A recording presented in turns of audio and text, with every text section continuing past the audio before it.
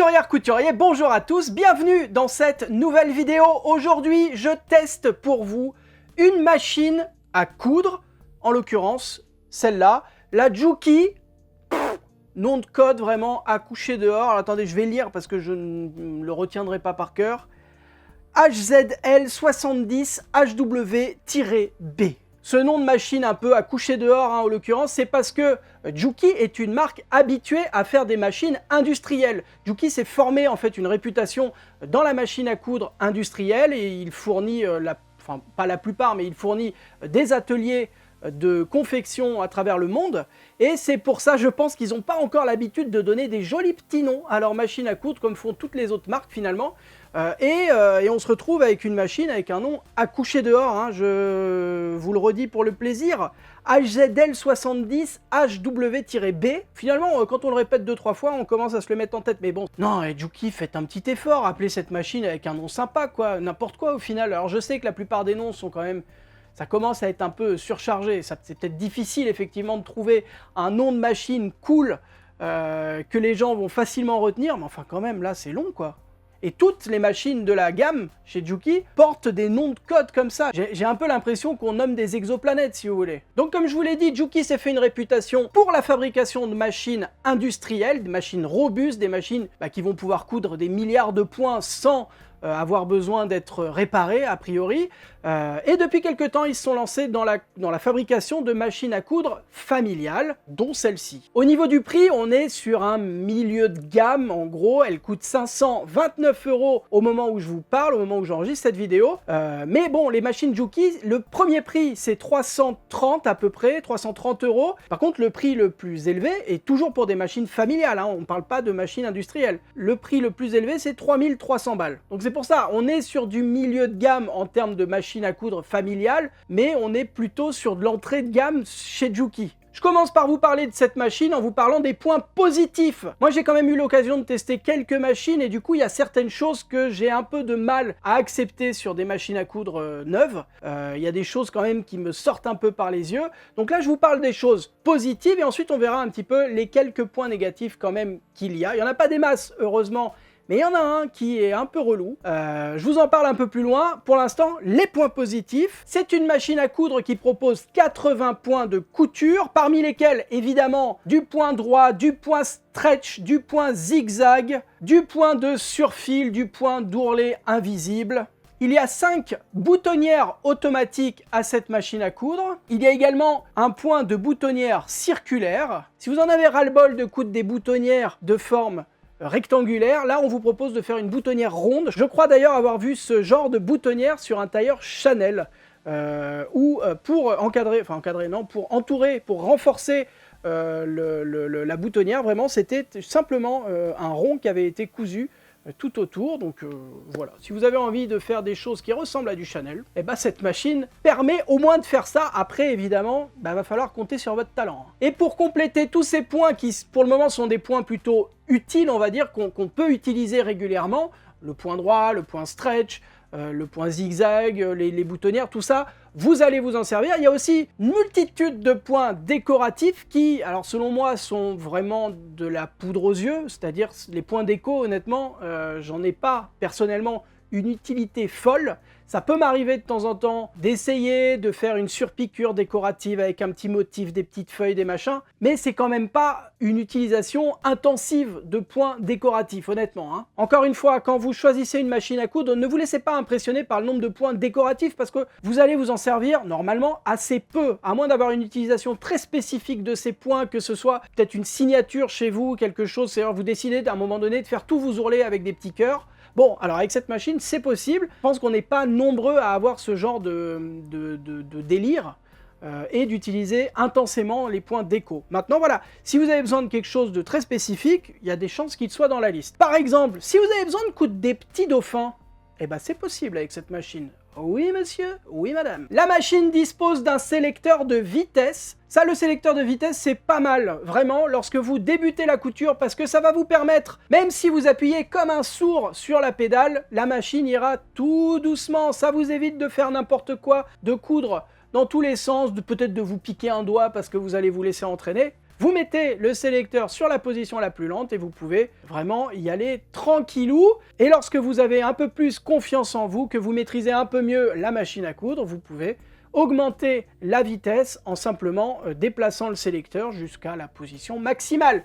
Position maximale qui permet de faire jusqu'à 800 points minute. C'est une vitesse normale pour une machine à coudre familiale dans cet ordre de prix. Ça va vite, mais c'est pas non plus une machine industrielle où vous passez le truc à donf. Ça reste raisonnable, ça reste tout à fait honorable pour une machine dans cette gamme de prix. Sur le côté droit de la machine, nous avons le panneau de contrôle avec son petit écran de contrôle et ses différentes touches de sélection de points. Je vous montre un petit peu plus loin dans la vidéo comment tout ceci fonctionne. Vous allez voir que c'est bébête, vraiment. Et juste en dessous, vous avez des raccourcis pour les points les plus utilisés de votre machine à coudre. On a donc le point droit, le point zigzag, le point de surfilage, le point d'ourlet invisible et 2 boutonnières.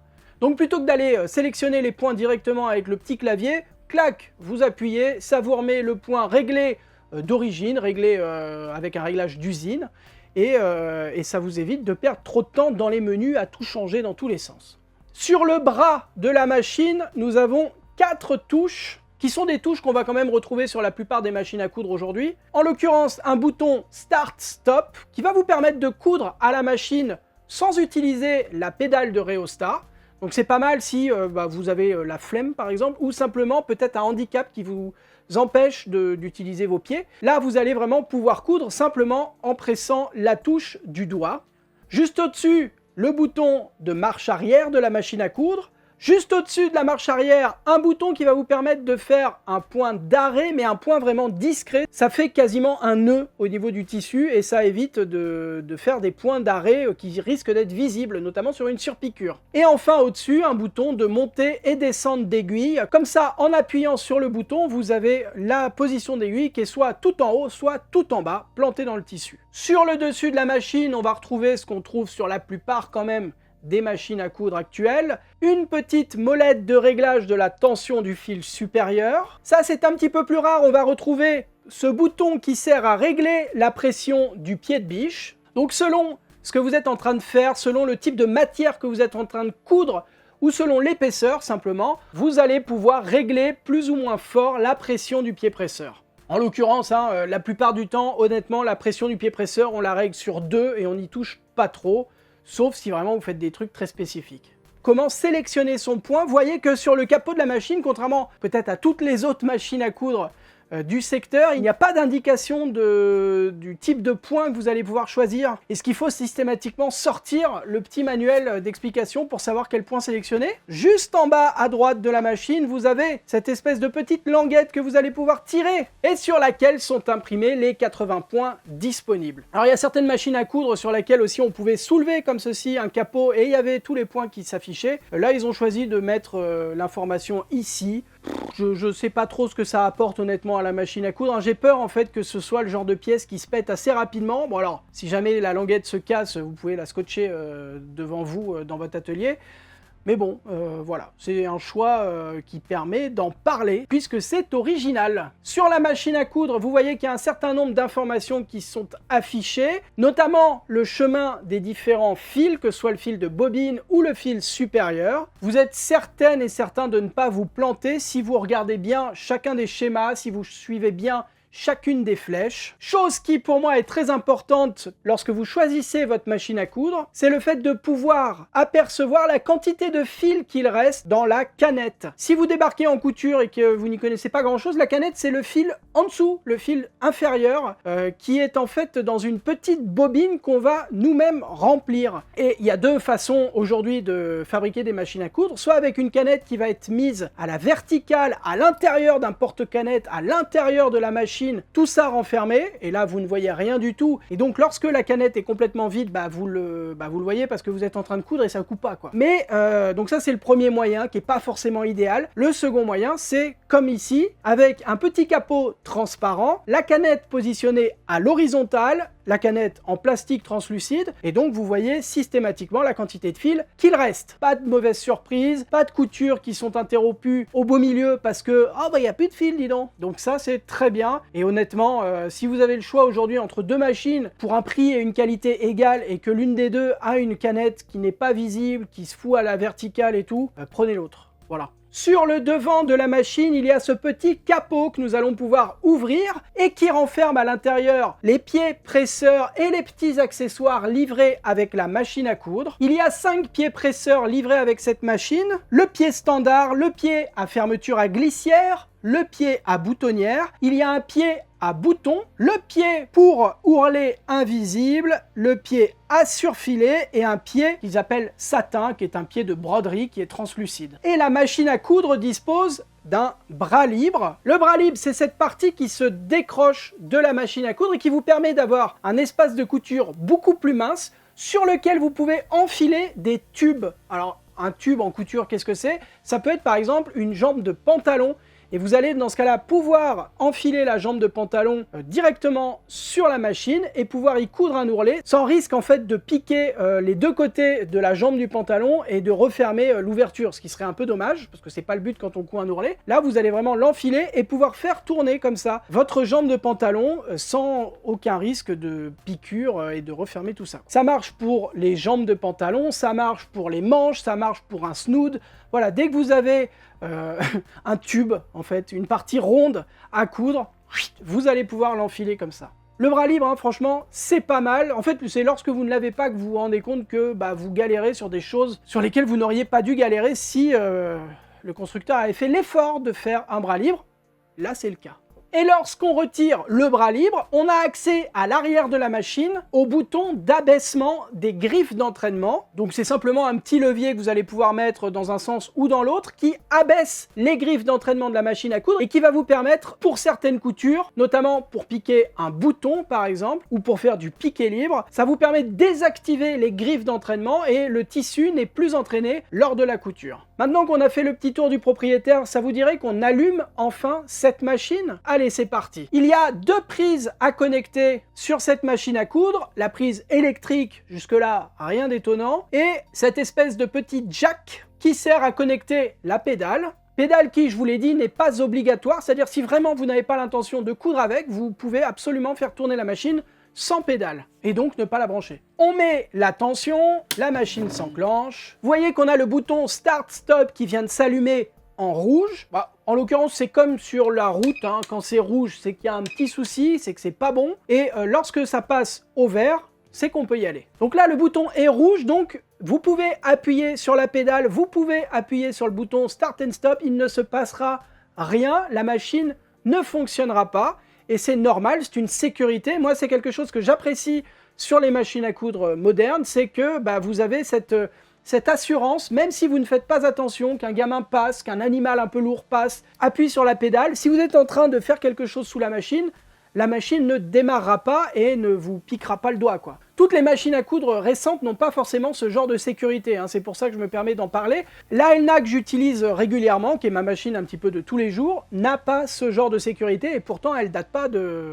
Elle a 5 ans, quoi. Donc ça dépend vraiment des constructeurs et c'est quelque chose qui, pour moi, est assez important parce que un jour vous êtes un peu fatigué, vous faites pas gaffe et puis voilà, vous cousez. Ça m'est arrivé par exemple avec la Elna de coudre avec le pied de biche levé. Alors ça marche pas bien, mais ça fonctionne quand même. C'est-à-dire vous allez réussir à piquer puis vous vous rendez compte que ça part dans tous les sens parce que vous avez simplement oublié de rabaisser le pied presseur. Donc là, on a cette sécurité et c'est tant mieux. Si jamais vous essayez de faire fonctionner la machine, vous avez un petit bip qui vous prévient qu'il y a un souci. Allez, on reparle de la sélection des points. Vous voyez que juste en dessous du petit écran numérique, vous avez 2 boutons plus, 2 boutons moins qui vous permettent de sélectionner le point en changeant les unités à chaque fois. Contrairement à d'autres machines où vous allez simplement pouvoir incrémenter le chiffre, donc 1, 2, 3, 4, 5, 6, là vous allez quand même pouvoir sélectionner beaucoup plus rapidement un point.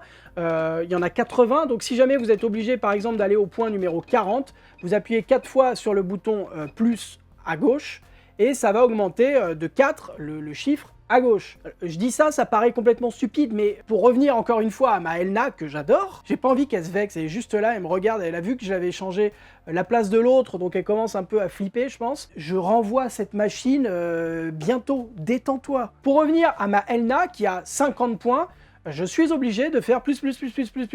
Si j'ai besoin du point 12, j'appuie 12 fois sur le bouton.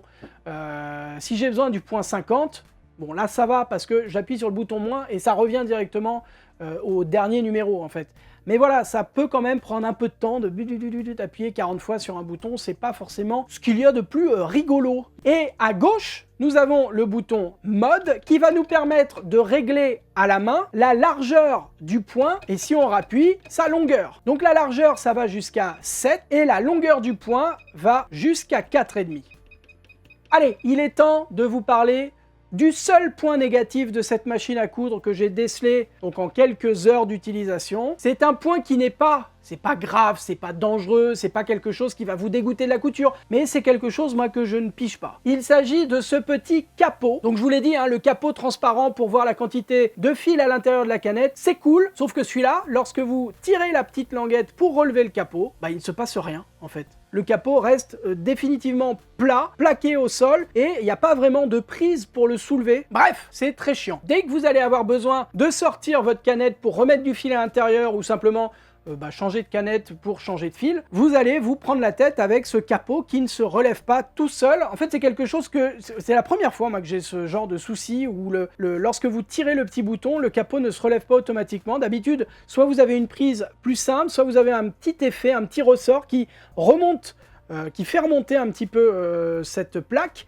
et qui vous permet de la gripper sans avoir besoin d'avoir des ongles de... Des ongles tout court, en fait. La canette à l'intérieur de cette machine, c'est ce genre-là. J'en profite, hein, faites attention au niveau des canettes. C'est pas parce qu'elles sont transparentes et qu'elles paraissent toutes les mêmes que ce sont les mêmes. En l'occurrence, il y a beaucoup de sortes de canettes selon les fabricants et faites attention à pas les mélanger. Moi, je sais que j'ai tendance un petit peu de temps en temps à me gourer avec justement ma Elna et la première machine que j'avais achetée qui était une Brother. Les deux canettes, franchement, se ressemblent de fou, sauf qu'il y en a une qui est un peu plus bombée que l'autre et les deux vous pouvez pas prendre l'une pour l'autre.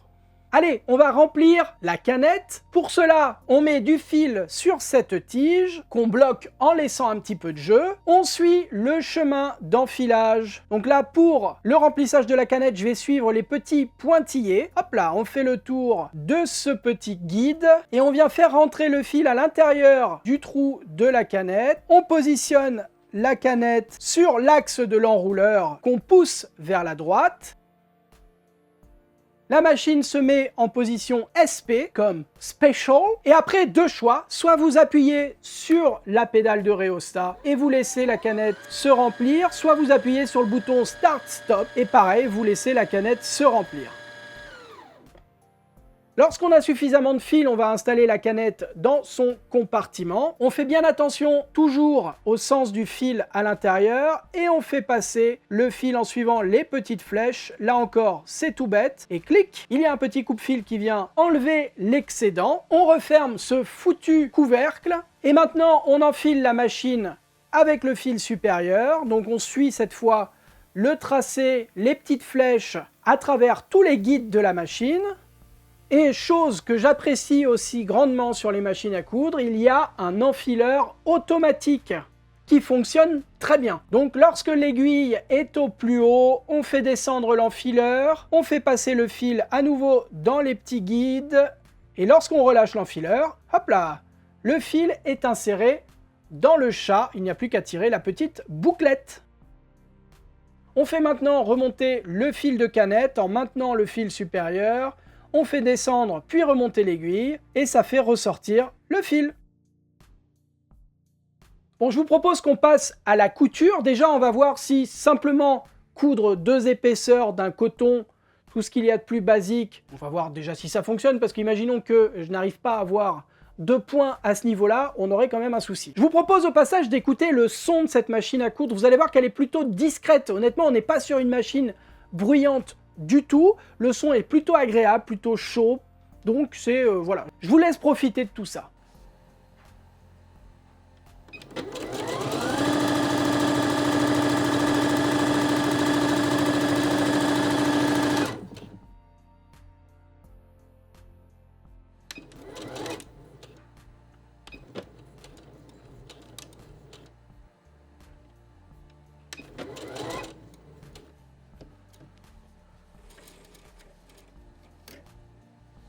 Allez, on va tester maintenant le point zigzag, et on va tester également quelques points décoratifs, parce que, bah, ils sont là, donc autant les utiliser finalement.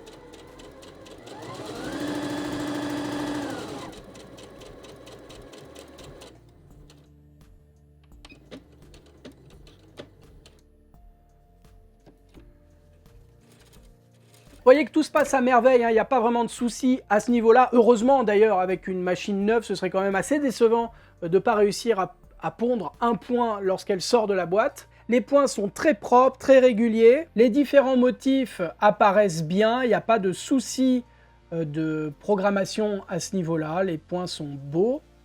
Je vous propose de tester maintenant les boutonnières automatiques. Cette machine a donc 5 boutonnières différentes et boutonnières qui vont se faire automatiquement. C'est ce pied-là qu'il faut utiliser. On coince le bouton pour lequel on va coudre la boutonnière. On retire le pied, on positionne le pied presseur à boutonnière à la place.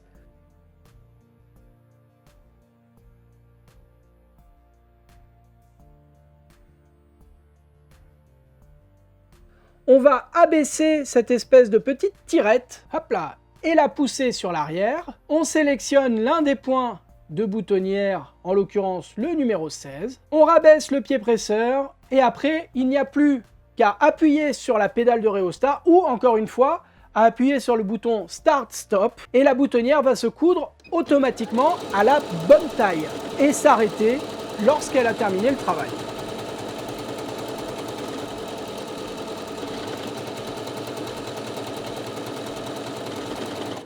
Les boutonnières sont très jolies, il n'y a pas de fils qui partent dans tous les sens, on n'a pas le sentiment de quelque chose d'un peu approximatif. Évidemment, hein, tous les points que vous voyez là, les points qui sont programmés de boutonnières, les points déco, vous pouvez les modifier un petit peu à votre sauce, vous pouvez les faire plus ou moins grands en changeant les réglages de la machine à coudre.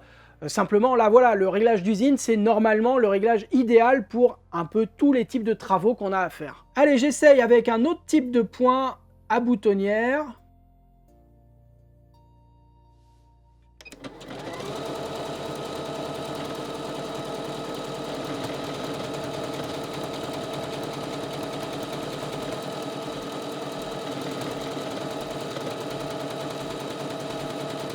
Et vous voyez que c'est la même chose.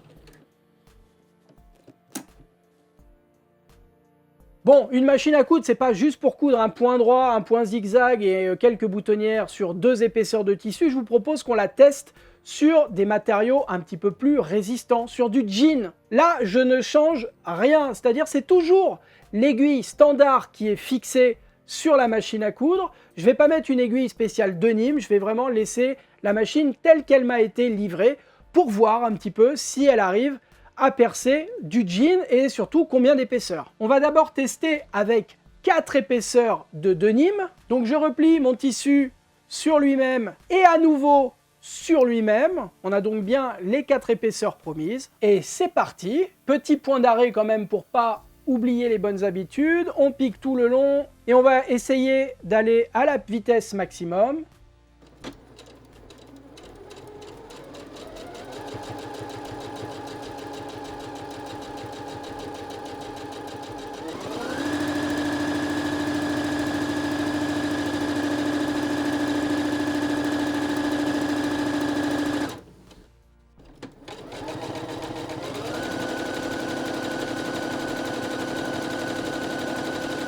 Et vous voyez qu'il n'y a aucun souci, la machine pique sans même... Il n'y a aucune différence avec lorsqu'on piquait 2 épaisseurs de coton standard. Allez, petit dernier essai quand même. Je replie les 4 épaisseurs sur elles-mêmes. On a donc 8 épaisseurs de jean. Là, vous voyez que le pied presseur commence à galérer un petit peu parce qu'il est, l'épaisseur est épaisse hein, pour le coup. Donc on peut heureusement le soulever encore plus pour faire passer ce genre d'épaisseur. Et c'est parti pour le point droit. Là, vous voyez que j'avais oublié de baisser le pied presseur et la machine ne cousait pas. Bien qu'il y ait le bouton Start Stop juste devant mes yeux qui était en rouge, j'ai pas fait gaffe, j'ai essayé de coudre et évidemment ça n'a pas fonctionné puisque le pied presseur n'était pas abaissé. Donc ça c'est une sécurité encore une fois que moi j'apprécie parce que la machine que j'utilise actuellement, elle aurait cousu et du coup ce serait parti dans tous les sens. Hein? Oui, je parle de toi. Donc là, on commence quand même à être un tout petit peu limite, je pense, pour l'aiguille. Hein. La machine n'a aucun souci avec ce genre d'épaisseur. Par contre, l'aiguille qui n'est pas adaptée à la couture du jean galère un petit peu à transpercer le tissu. Mais voyez qu'il y a quand même zéro blocage. Cette machine est résistante, cette machine est suffisamment puissante pour coudre n'importe quels travaux à la maison. Pour faire des sacs, pour faire des blousons, vraiment pour coudre 8 épaisseurs de jean, va falloir quand même chercher les projets qui proposent ce genre d'assemblage. Mais voilà, a priori, vous n'aurez aucun souci avec cette machine à coudre. Bon, si je devais résumer un petit peu cette machine à coudre Juki, le seul point négatif, honnêtement, que j'ai découvert, moi, pendant le tournage de cette vidéo, ainsi que pendant les tutos que vous allez retrouver la semaine prochaine, c'est vraiment cette histoire de plaque qui couvre la canette, qui est insupportable à retirer. Alors, bon, voilà, moi, j'ai pas des super beaux doigts, j'ai pas d'ongles, enfin, j'ai des ongles, mais ils sont pas longs, donc c'est une galère à attraper, et honnêtement, c'est un peu... Enfin, c'est quelque chose qui est évité sur toutes les autres machines que j'ai eu l'occasion de tester. C'est pour ça que ça m'a un peu surpris d'avoir ce genre de souci avec cette machine à coudre. Sinon, pour tout le reste, franchement, elle est sécurisante en fait, cette machine à coudre. C'est-à-dire, je pense que vous pouvez y aller sans craindre qu'il y ait un problème lors de la couture. Vous n'allez pas casser votre machine sur des épaisseurs, vous n'allez pas être limité par elle parce qu'il va vous manquer un point, parce qu'il va vous manquer un accessoire. Je ne l'ai pas montré dans la vidéo, mais il y a ce qu'il faut pour coudre avec une aiguille double. L'aiguille double n'est pas fournie avec la machine à coudre, mais hop là, vous avez ce petit bitonio qui vient se mettre juste sur le dessus de la machine. Tenez, je vous le fais comme ça, c'est fait. Hop là, ici, vous mettez hop, la seconde bobine, et ensuite vous enfilez la machine avec les 2 fils supérieurs que vous mettez dans votre aiguille double, et ça fonctionne très bien. Donc voilà, honnêtement cette machine, si vous n'avez pas encore de machine à coudre, ou si vous avez acheté une machine à coudre peut-être il y a quelques temps, que vous souhaitez quelque chose de plus puissant, mais sans forcément y mettre un SMIC, bah franchement allez-y les yeux fermés quoi. Encore une fois, un grand merci à coudre-et-broder.com qui m'envoie régulièrement des super machines à tester. C'est toujours un plaisir en fait de découvrir comme ça des nouvelles machines. Moi vous savez que j'adore les anciennes machines, alors celles-là elles sont plus commercialisées, mais on les trouve quand même un peu partout. Regardez d'ailleurs celle-là qui vient d'arriver. C'est pas le sujet. Coudre et broder me permet de découvrir des nouvelles machines. Et ça, c'est quand même pareil. C'est toujours un bonheur en fait de déballer une machine, de voir un petit peu les différences aussi entre les différents modèles, entre les différentes marques. Chaque marque a un petit peu une manière de construire les machines qui est différente, et c'est intéressant, je trouve, d'essayer de comprendre pourquoi ils ont préféré mettre ce système plutôt qu'un autre. C'est toujours... enfin voilà, moi j'aime bien ce genre de petites découvertes. Ça permet aussi de voir un petit peu, d'essayer de se projeter. Là, je sais qu'on est bientôt... On s'approche dangereusement de Noël, donc peut-être que vous avez des idées de cadeaux, peut-être que vous avez besoin aussi de changer de machine à coudre parce que la vôtre ne vous satisfait plus. Donc merci à Coudre et Broder de me permettre de faire ce genre de vidéo. Si vous êtes encore là parmi nous et que vous avez apprécié cette vidéo, vous connaissez la rengaine, vous pouvez me le dire en laissant un petit commentaire, un pouce en l'air, et surtout en vous abonnant à la chaîne YouTube. C'est hyper important pour moi, c'est le gros bouton rouge juste en dessous, il y a marqué s'abonner, il suffit de cliquer, c'est gratuit. Si vous voulez soutenir la chaîne, c'est possible. Il y a le bouton juste à côté qui s'appelle le bouton rejoindre, qui vous permet de donner un petit peu d'argent chaque mois. Et si vous prenez la souscription la plus élevée, vous allez pouvoir recevoir ce pins exclusif à la chaîne. Hein. Vous ne le trouverez nulle part ailleurs. Voilà, moi je vous dis à la semaine prochaine pour 2 nouvelles vidéos. Comme je vous l'ai dit, ce seront des tutos tournés avec elle. D'ici là, prenez soin de vous, bonne couture, bye bye.